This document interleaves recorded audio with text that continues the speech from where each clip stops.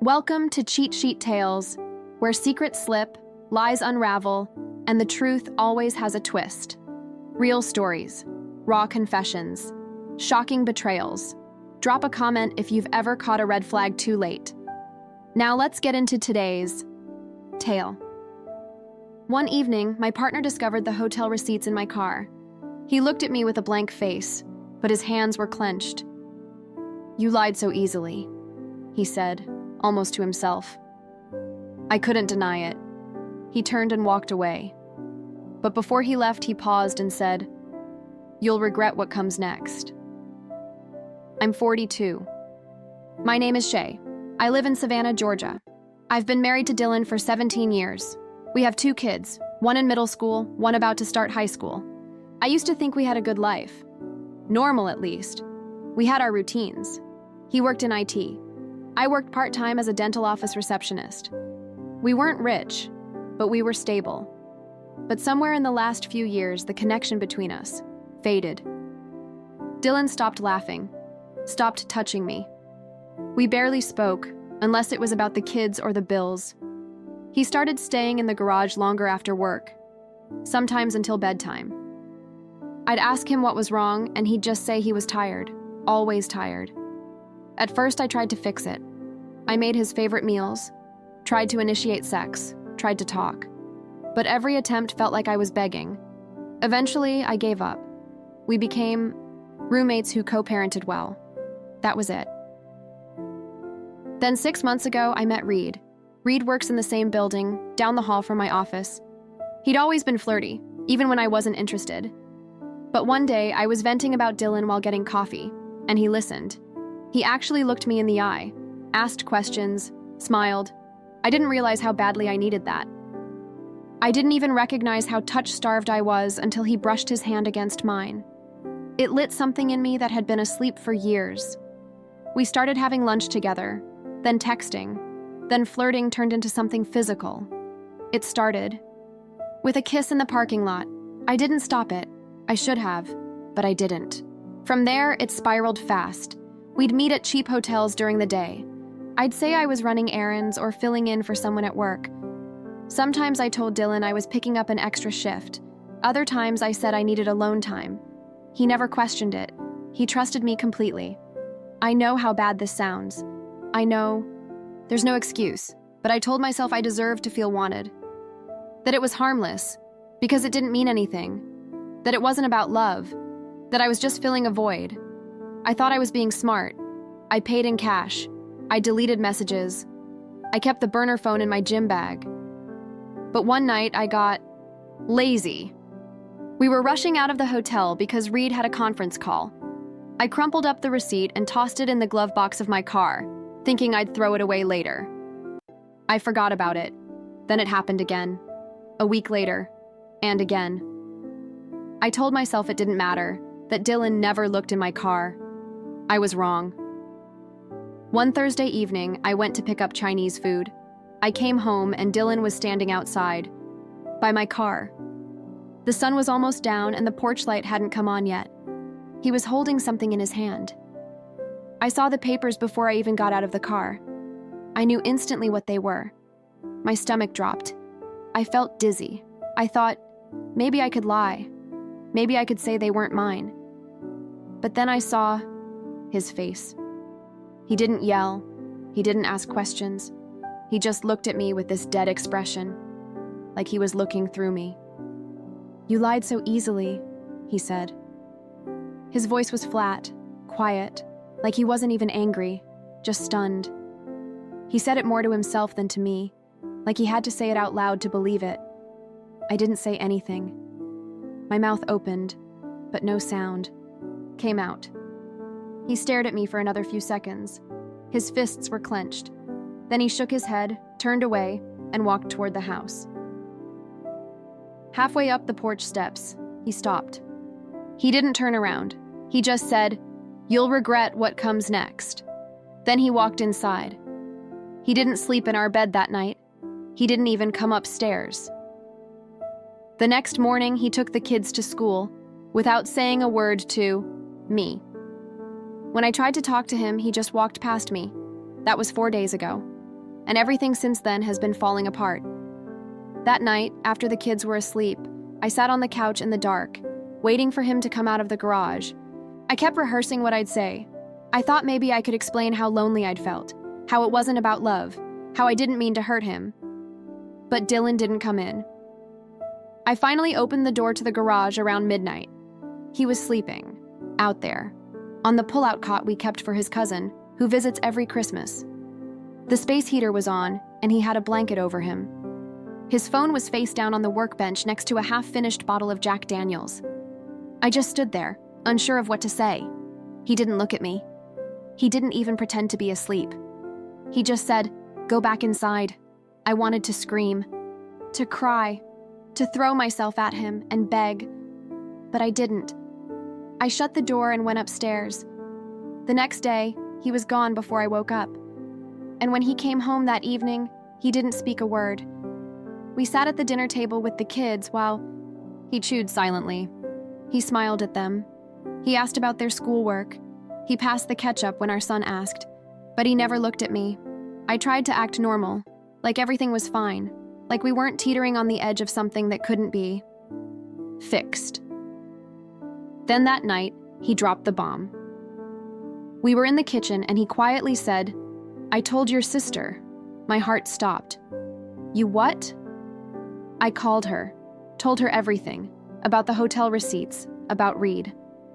I felt cold all over. My sister Mira and I are close, like best friends. She's always looked up to my marriage, always said Dylan was the perfect guy. Her husband cheated on her years ago, and she nearly had a breakdown. She hates cheating, hates it. She deserved to know, he said. She's family too. I didn't even know what to say.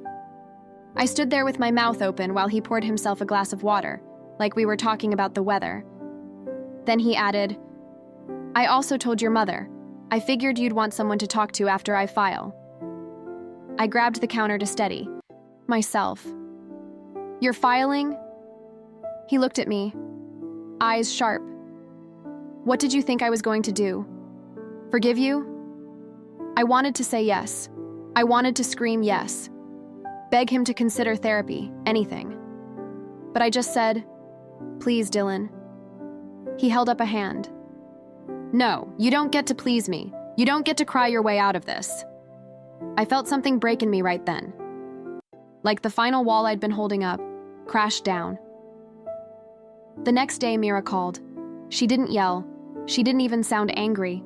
She just said, "I'm disappointed in you. You're not who I thought you were." She hung up before I could say anything else. Then the whispers started. One of the moms at school, Angela, stopped talking to me. I caught her glaring at me during pickup. Another sent a passive-aggressive text about how some people don't value what they have. I don't know who Dylan told exactly, but word got out. Savannah isn't a small town, but it's small enough. Then came the worst part. My daughter found out. "Kids, what Reed said about you. They don't need to know how far you fell." I couldn't breathe. The humiliation was crushing.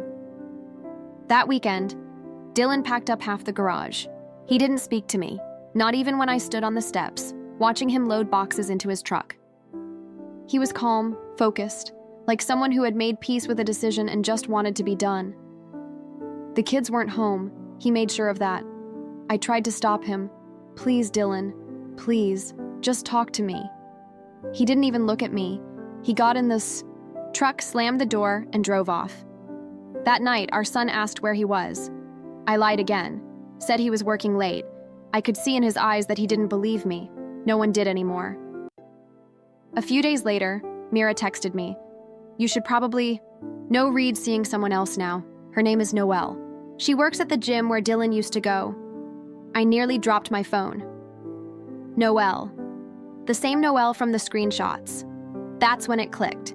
Dylan had found her on social media, found the messages, maybe even reached out. I didn't know how far he went, but it was clear he'd done some digging. This wasn't about him being angry anymore. This was about punishment, and it wasn't over yet. 2 weeks after that, I got served. At work. Legal papers, custody, separation, financial disclosures, and included with them a notice that Dylan was seeking full custody of the kids on grounds of emotional instability and unsafe judgment. I nearly passed out. I called him in a panic. He answered, but didn't say anything. "Dylan," I said, my voice cracking. "Full custody? Are you serious?" "You know I'm a good mom." "You were a good mom," he said. "But now you're the reason our daughter won't talk to either of us." I started, crying again. "Please don't do this to me." He spoke so calmly it chilled me. "I'm not doing anything to you." "You already did it to yourself." Then he hung up. That weekend, I showed up to our daughter's soccer game. She refused to hug me, walked straight over to Dylan's side. I watched them laughing together while I sat alone in the bleachers, pretending. Not to cry, I'm not sleeping. I've lost 15 pounds. My job is hanging by a thread because I can't focus on anything. I keep replaying everything, every lie, every hotel, every moment where I could have stopped, but didn't. I thought the affair would give me a piece of my life back, but now I've lost it all, and I'm starting to wonder what next actually means, because I don't think Dylan's finished. 2 months passed. The legal battle dragged on. Dylan wasn't just serious. He was relentless. He had a new lawyer, a tough one. She didn't play around. I had to scramble to find one of my own. Every time I thought maybe we could settle quietly, I'd get another email with another demand: full custody, child support, sole ownership of the house. Dylan wanted everything. And the worst part? I couldn't even blame him. The night before our first court hearing, I sat in my bedroom, alone, silent, and went through every moment that got me here. I thought about the lies I told. How easy it became to manipulate time, to fake errands, to make up shifts at work that didn't exist. I thought about the kids, the way my daughter stopped calling me mom and just said her when she talked about me. The way my son had started staying in his room more, headphones always on, avoiding both of us. I had destroyed the one thing I swore I'd never lose, my family. The hearing was a blur. I sat across from Dylan, watched him answer the judge's questions with calm, collected words. He brought everything: evidence of the affair, character references, even statements from our daughter's therapist. I tried to fight back. My lawyer did her best, but the damage was already done. My affair wasn't just a mistake. It was ammunition, and Dylan had loaded every round. I lost custody. Joint legal, but physical went to him. The kids would live with Dylan. I would. Get every other weekend, and Wednesdays for dinner. That's it. After the ruling, I sat in my car in the courthouse parking lot and didn't move for nearly an hour. My hands were shaking so bad I couldn't even hold my keys. I had never felt so low in my life, and it didn't stop there. My job let me go the next week. They said it wasn't about personal matters, but everyone knew. People had seen the court notices. Someone had whispered about the affair. Parents from my daughter's school started pulling their kids from our dental practice. My boss, who used to be my friend, sat me down and told me, "We just can't have the drama right now." I nodded. I didn't argue. I was already a ghost, walking around. Everywhere I went, I felt people looking at me. Grocery store, gas station, church. Mira refused to return my texts. My mom would answer the phone, but our calls were short, cold. I tried to visit once. She didn't invite me inside. "I don't know what to say to you," she told me through the screen. "Door." "I made a mistake," I whispered. "No, Shay, you made a choice." And she closed the door. At first, Reed tried to stay in contact. He'd text me late at night. Stupid stuff. "You okay? You still think about me?"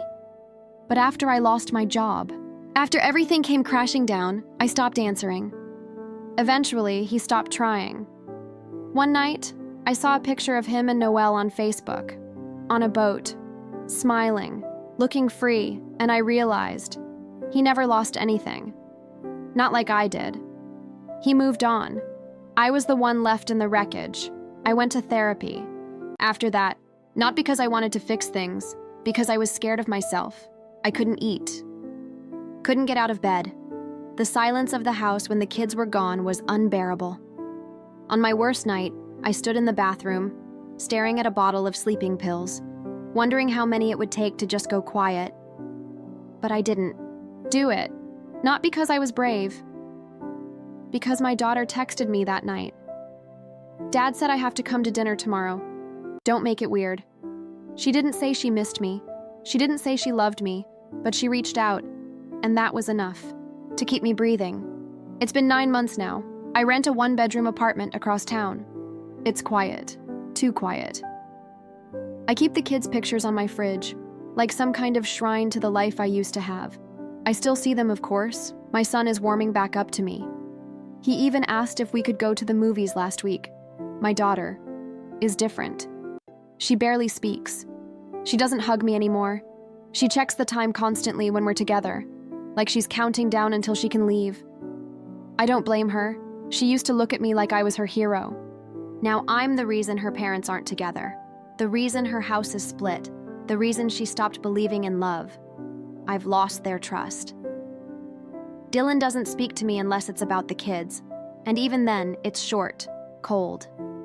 Just facts and logistics. He's dating again. I found out from our son. He didn't say much, just, Dad's seeing someone. It stung more than I thought it would. But I deserved that too, because here's the truth no one wants to admit. Cheating doesn't just hurt the person you betray, it spreads. It poisons everything. It changes how your kids look at love, how your family sees you, how you see yourself. It doesn't go away. It follows you. It's in every awkward silence, every missed holiday, every time your daughter turns her back when you reach to hug her. I thought I was empty before the affair. Now I know what real emptiness is. And the worst part, Dylan was right. I regret everything that came next.